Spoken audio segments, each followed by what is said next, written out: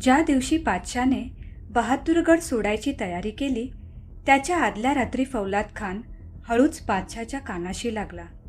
जहापना, संभा नाही तो संभा का दिवाण सही. शेवटी तो कलुषा फुटला आहे. साहेब स्वारींना स्वतः भेटून त्याला आपला मकसद खुला करायचा आहे. पातशाचा स्वतःच्या कानावर आणि डोळ्यांवर विश्वास बसत नव्हता. पण ह्या मार्गाने जरी अखेरीस यश मिळत असेल तर ते त्याला हवे होते. त्यामुळेच औरंगजेब कलशांच्या भेटीस उत्सुक होता. गेल्या भेटीतच कविराज मागतील ती जहागीर देण्याची तयारी पातशाने दाखवली होती. मात्र जहागिरीच्या मंत्राने अशी आणि इतक्या लवकर जादूची कांडी फिरेल याची कल्पना पातशाला नव्हती. अनेक दिवसांची उपासमार, वेळोवेळी फौजींकडून झालेली बेदम मारहाण यामुळे कविराजांच्या शरीरावरची रया निघून गेली होती. देह थकल्यासारखा झालेला, डोक्यावरच्या केसात कोंडा भरल्यासारखे झालेले, अत्तरांचे शौकीन असलेल्या कविराजांच्या अंगाला रक्ताचा घामाचा कुबट वास येत होता. पातशाने कलशांना आपल्या नाकासमोरच्या गादीवर बसण्याचा इशारा केला, पण कलश उभेच होते. पातशा औरंगजेब थोडा गुरमीतच बोलला, क्यों कविराज, कौन सी जहागीर चाहिए? आगरा, बरेली, लखनऊ या ससाराम? बोलो कौन सी? खाली एक फिर्याद घेऊन आलो आहे आपल्या दरबारात. कलशांचा स्वर खूपच कोरडा होता. कैसी और कौन सी फरियाद? शहनशाह, माझे तुकडे करून कुत्र्यांच्या पुढे टाकलेच तरी बेहत्तर, पण माझ्या राजाला राजासारखे वागव.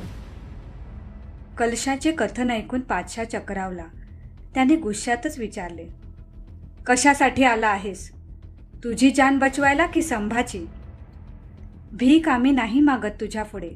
फक्त तैमूरच्या थोर वंशाची उठसूट बात करणाऱ्या शहेनशहाला मी इतकंच सांगायला आलोय. बोकड कापणारा कत्तलबाज खाटीक आणि हिंदुस्थानच्या सिंहासनावर बसणारा राजा या दोघांच्या बर्तावामध्ये किमान काही फरक असावा. कलशांच्या या बोलण्याने पातशाचे स्वारसेवक थरथर कापू लागले. पातशाचे डोळे रागाने गरगर फिरू लागले की जणू काही ते कपाळामध्येच घुसत चालले होते. कलशांच्या जिभेची समशीर सपासप वार करतच होती. केवढी ही घोर विटंबना, धिंड काय, जुलूस काय, आपल्या आसुरी आनंदाचं असं बेछूट दर्शन, आपल्या द्वेषाचं असं ओंगळवाणं प्रदर्शन, आपल्या दुष्ट बुद्धीचं असं नर्तन जगामध्ये कोणीही सत्ताधीशाने केलं नसेल.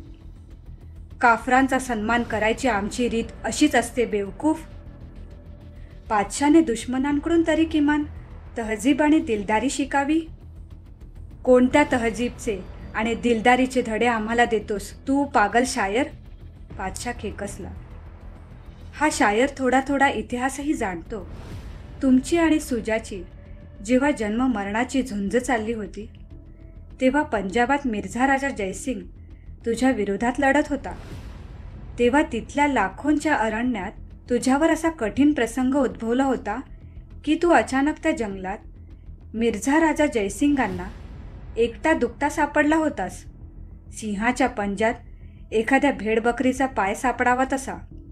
त्याचवेळी अजिबात दयाबुद्धी न दाखवता त्याने तुझा गळा चिरला असता तर औरंगजेब नावाचं हे संकट आज शिल्लकही उरलं नसतं.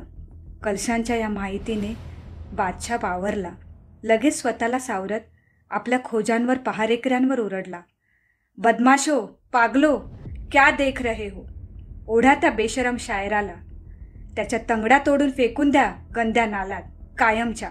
पातशाचे खोजे स्वार शिपाई कविराजांना फरफटत ओढून नेऊ लागले. तेव्हा मागे वळत दात ओठ खात कलश मोठमोठ्याने गरजू लागला, अल्लाची सेवा फक्त टोप्या शिवायचं नाटक करून होत नाही. पागल पातशाह, तुझ्या मेंदूचे टाकेच ढिले झाले आहेत. अरे देखते क्या हो कमबख्तो, पकडो, ले जाओ उस नादान शायर को. पातशाच्या हुकमाबरोबर सैनिकांनी कलशांवर झडप घातली. तरी फौजींच्या गर्दीतून तो बाहेर उसळून येत होता. मोठ्याने शायरी गात होता, पाप कर्म करके सदा कहता बिस्मिल्ला, ढोंग किया टोपी सिया मिले नहीं अल्लाह, निज दिमाग को टाक लो, पागल है ये पातशाह. अर्थात पापे करुनी तव ओठ बोलती बिस्मिल्ला, टोप्या शिवतो ढोंगी, अशाने का गवसेल अल्ला. मेंदूला टाके घाला, पातशाच पागल झाला. त्या अर्धवट ओळी जेव्हा कानावर पडल्या तेव्हा तर पातशा बेभान झाला. आपली कट्यार हाती घेत गरजला, क्या सुन रहे हो? पहिले या बेबाक शायरच्या जिभेचा शेंडा उडवा, त्याची लाल चुरचुरती जीभ कापून टाका. कलशांच्या भोवती दाटी झाली. सूर्या कटारी पुढे धावल्या. बलाढ्य शरीर यष्टीचा एक पठाण कविराजांच्या छाताडावर बसला. दुसऱ्या दोघांनी त्यांचे पाय उसाचे कांडे पिळगटल्यासारखे मागे खेचले. दोघांनी आपल्या राकट हातांनी कविराजांची मुंडी पकडली. एकाने त्यांच्या तोंडावर जोरकस तडाखा हाणला, जबड्यात हात घातला. त्या गडबडीत कविराजांचे समोरचे 4 दात निखळून पडले. त्या धटिंगणाचा हात कविराजांची जीभ बाहेर खेचायचा प्रयत्न करत होती. तेव्हा कलशांचे डोळे पांढरे झालेले, श्वास कोंडलेला. तेवढ्यात पुढे खेचली गेलेली कविराजांची जीभ एकाच्या कटाऱ्याने छाटली. अर्धवट मुंडी तुटून आपले पंख फडफडवीत जागेवरच तळमळणाऱ्या कोंबडीसारखी त्यांची अवस्था झाली. कविराजांच्या तोंडातून शब्दाऐवजी रक्ताचा लोळ गळत होता. ठसके बसून डोळ्यांतून अश्रू पाझरत होते. श्वास कोंडून तळमळ वाढली होती.